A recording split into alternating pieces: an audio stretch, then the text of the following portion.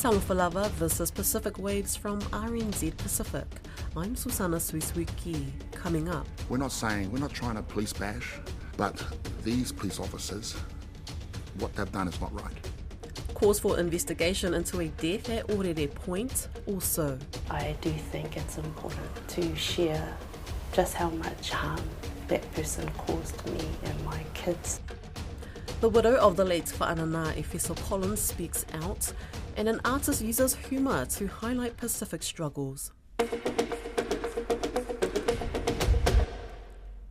The family of Fa'asala Sam Matue, who died after being tasered by police during a pursuit last Sunday at Orere Point, are still awaiting his official cause of death so they can take his body for burial in Australia. A community petition has been launched calling for an independent investigation into the death. 1 week has passed since Fa'asala Sam Matue died following the encounter during which he and another individual were reportedly trying to escape police when Matue allegedly bit an officer's hand and threatened others with a metal pole.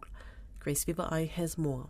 Whitney Matue, the family spokesperson and Fa'asala's eldest niece, says that he was much more than what the circulating video on social media depicts. He was very family orientated. He could mock anyone who came in. He was always a joker, but he made you feel at home. No matter how short of time you knew him, he was that person, very humble, funny guy. Yeah. They act like because he was deported that he was an animal, like he doesn't have family, like he doesn't have people. He is loved. Community leader David Letele has launched a petition calling for an independent investigation into the death of Fa'asala after being pepper sprayed. He says it should be mandatory for police to have body cams. An internal investigation done by an independent body. The police can't investigate themselves. And the body cam, I mean, that's just a no-brainer. It's not only good for the public, but it's also good for the police, and it's really to hold them to account. We're not trying to police bash. We understand there's good police officers. We work with a lot of them at BBM, also through Grace Foundation. But these police officers, what they've done is not right. Manu Vatuvei, a former rugby league star who received a sentence of 3 years and 7 months in 2022 for importing methamphetamine, says individuals like Fa'asala who seek change deserve a second chance. I've got an opportunity to change my life, and that's where BBM and Dave has stepped in, and now I'm doing something positive about it. With him, I heard something, he was doing a lot of good things at Grace and with the youth too, so, it's just up to the person if they want to move on and change their life, and, we just got to give that opportunity. We just got to get that opportunity. In a written statement, Police Superintendent Shanann Gray, County's Manukau District Commander, says investigations are still ongoing. Investigations are ongoing surrounding the events that unfolded in Orere Point on Sunday afternoon. A post-mortem will be carried out to determine the cause of death for the man who died on the beach. Police can confirm the man has now been identified. Update on the driver. The 42-year-old driver arrested on Sunday has now been charged over previous alleged offending in the Waitemata district. Police are aware there were quite a number of people in and around the beach at the time this incident unfolded on Sunday. We were able to speak to some witnesses at the time, but we still need to hear from others about what they saw. If you have yet to speak to police, please contact us. Whitney Matue says the Australian government has approved the return of Fa'asala's body to Australia for burial since his father is unable to travel. However, they are facing additional challenges in New Zealand, sorting travel documentation for the deceased, including confirmation of the official cause of death. And my grandpa, he's waiting for his son. It's just we can't do anything at this point because we haven't heard or had answers for what's going to go forward. So that's what's happening. We're just waiting for a death certificate, what was the cause of death, and then for Commissioner to sign off and get in for us to get his passport done. But yeah, it's been quiet. As of 3 p.m. today, Dave Letele's submission has been signed by over 9,000 people.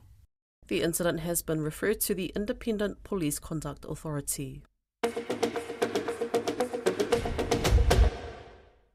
Fiji's Cancer Society says cancer among women is on the rise and the age of patients is getting younger. The Society's spokesperson, Alumita Bera, says fear, social stigma and cultural beliefs play a huge part. What we are finding out is the age group for women suffering from cancer in general is getting younger and younger. We see that for all cancers. Top of the list is breast cancer. And now with young girls coming in after their final exams last year to have their breast checks because of their lumps or there's a discharge is worrying. Do you have any statistical data at this stage, or is it too early for that? It might be too early to say that the stats is for teenagers, but in the last 5 years, women that have registered with us, we had a total of 509 that suffer from breast cancer. When I say that number, these are the people that come to Fiji Cancer Society. This number is very small because we do not have the numbers from the private practitioners or from private hospitals. We do not have the numbers from the other islands. These are only the people that have come to our office to register. Right, so therefore the numbers could be much higher then? Yes, that's very true. I guess you have no idea how much higher. No. That's one of the gaps that we are trying to address right now at the Fiji Cancer Society. We're trying to see how we can work with the other service providers so that we can update all the data and get our hands on everyone that's suffering from breast cancer and all other cancers, yes. Say if we look at the group of teenage girls, and you mentioned that cancer seems to be affecting young women more these days, do you have any ideas as to why that might be? One thing that we find that's common is fear, because when they have a lump, they think, oh, this might be cancerous. So the fear of hearing the diagnosis, because people tend to relate cancer with death. So that's one reason. The other is socioeconomic status of the person. There's a stigma attached to cancer, and some believe that if they have cancer, it's been cursed by their family or by the elders, or they've been cursed by God. So the beliefs plus their socioeconomic background, and that just a lack of awareness. I think you mentioned something also about lifestyle with the younger people. Well, it's the food we eat, the air we breathe, and what we drink. Now, when it comes to cervical cancer, yes, we also talk about sexual practices of the individual. But for breast cancer, we just talk about their diet and their lifestyle, alcohol consumption, smoking, pollution. You know, we talk about all those because they are contributing factors and the risk if they have cancer in their family history. And in terms of the cervical cancers, is there any suggestion that could be due to an increase in sexual promiscuity amongst young people? Yes, and there's a lot of unfaithfulness, starting sex at an early age, unprotected sex, because men are carriers of the virus and people don't know. When we go out for community awareness and you just throw out the question, name some sexually transmitted infection, cervical cancer is never mentioned. And when we say that it's one of the sexually transmitted infections, it's a shocker for them. People never knew until we started talking about it, you know. And our lifestyle here, our culture, when we talk about sex, it's a taboo subject. It's not talked about openly, but now we have to deal with that barrier, openly talk about it. What is the Cancer Society doing to raise awareness about the most prominent cancers? We do community outreach. We go out into the communities to women's groups and to tertiary and secondary institutions. We go out to business houses, corporate bodies to do awareness and screening. And we take advantage of every invitation that comes to us from community groups and faith-based groups. So any opportunity that's given to us to raise awareness and do screening, we grab it. I believe funding or lack of resources is a major issue for your society. Can you elaborate on that? Do you get any government funding? At the moment, we do not get any government funding. There is talk about us receiving money from government, but we have not received any government direct government funding. There are grants that we can apply for that we have received, but direct government funding, no. We operate on the generosity of the people of Fiji through donations, through their own initiatives. They do fundraisings and they give us the money to fund our program. And we do get some assistance from our overseas partners. Is the society going to make a new request to government to ask for more funding? We have made requests. We have submitted our budget, and government does their budget. We do ours and send it through because we come under the Ministry of Health, so it's up to them what they give us. But we're still waiting. A year after the sudden death of Green MP Whaanana Efeso Collins, his widow Vasafia Collins is addressing the circumstances following Whaanana's death for the first time. Speaking to RNZ Pacific, Vasa reflected on the pain of navigating life without him, the challenges of raising their 2 daughters alone, and the media's handling of his death, which she says left her deeply hurt. She spoke with Grace Fevereye. To what happened and how it happened, it makes me really sad because we didn't get a chance to say goodbye the way everyone dreams of. And so it hurts when we think about it. It feels surreal, and it's just been really tough for the girls and I to adjust. Efeso was many things to many people, but in our home, he was fun, he was silly, he was present, and just so selfless around the home. It's been really tough. I understand you mentioned home. Within the last year of his life, he spent majority of it at home. How's it been? You know, you're living in this home, you see your pictures of Efeso. Do you have fond memories of Efeso and Whaanana? Yeah, we do. This home is significant for us because it used to be our campaign headquarters first. So when he ran for the mayoralty, this was the space we had campaign meetings, the team met, the hoardings were put here. We had our phone banking happen from here. And so after when we lost, we decided to move in and turn it into our home. And it's special because he spent that final year of his life at home being a stay-home dad, and the girls loved it. If you ask them, they'll tell you they'd rather have him at home than me. And he was the type of parent you loved to co-parent with. You felt supported. On the day Whaanana passed away, media reported his death first.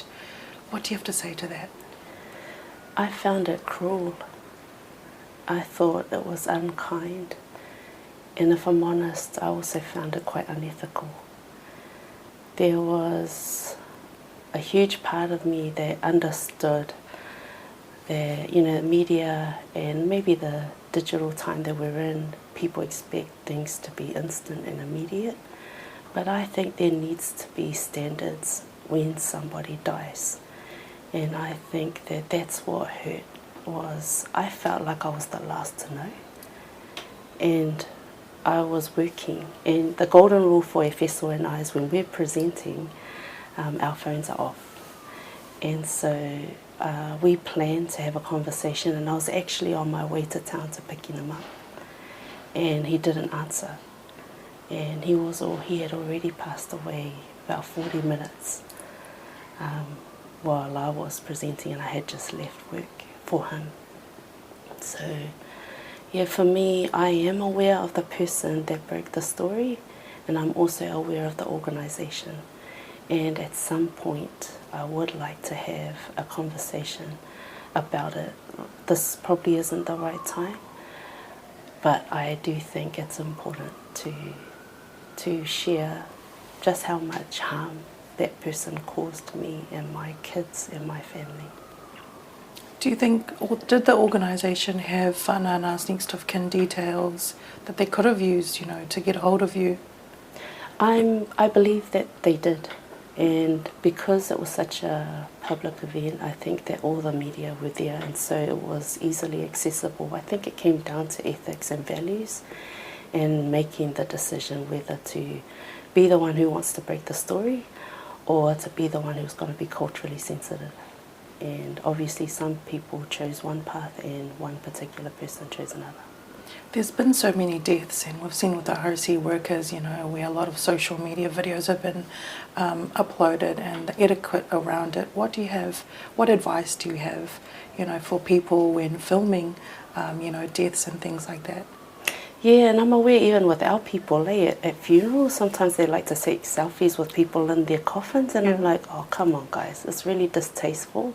And I think that it's high time that we start to maybe workshop or have these conversations in our communities, because I do think it's quite insensitive, and we want to remember the people in their prime and for the work and the service that they did in the communities. We don't want that type of coverage, and I think it's about people's dignity and ensuring that we're doing all we can to love and support the family that's just lost a loved one. You can watch the full-length video interview of Wasafia Collins at rnz.co.nz/Pacific.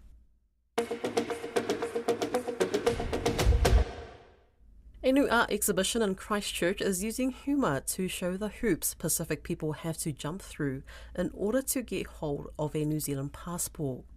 Ine Mini Mani Mo by Tongan artist John Vere opened during the weekend at the Christchurch Art Gallery. Caleb Fotheringham reports. Christchurch-based Tongan artist John Vere showcases the bureaucracy Pacific people face when forced to deal with the immigration process. Growing up in Auckland, Mr. Vere would hear stories of the difficulty his Tongan relatives dealt with as they attempted to secure a New Zealand passport. This particular show was listening to all the stories around our parents trying to apply for citizenship or even to come here. It was a rigorous and sometimes unsuccessful application to even get a ticket. When you walk through the exhibition, a makeshift help desk greets you with a game of Guess Who. Vending machines filled with New Zealand passports are hung up high on the wall, and there's a video playing in the background inspired from a movie scene of crime drama, The Usual Suspects. The components in this show, or the artworks within this exhibition, is basically kind of a comical take around the process of applying for citizenship. Mr. Vere says he uses humour as a Trojan horse to get people to engage in wider problems. The game of Guess Who shows the extra barriers Pasifika face compared to Palangi, while the makeshift movie scene addresses common stereotypes targeting Pacific people, and the passports in the vending machine show that you can help yourself, but it will be just out of reach. It's a good strategy to talk about a specific issue and to kind of bait people into interact with the work or watch the work. But then after time, they start to realise, oh, this is more than what they expected. It's not just a quick laugh. John Vere's exhibition is being showcased at the Christchurch Art Gallery. That's Pacific Waves for today. For all episodes, head over to rnz.co.nz/Pacific. We're also on Spotify, Apple and iHeartRadio. From myself and the RNZ Pacific team, tō whā sui fua.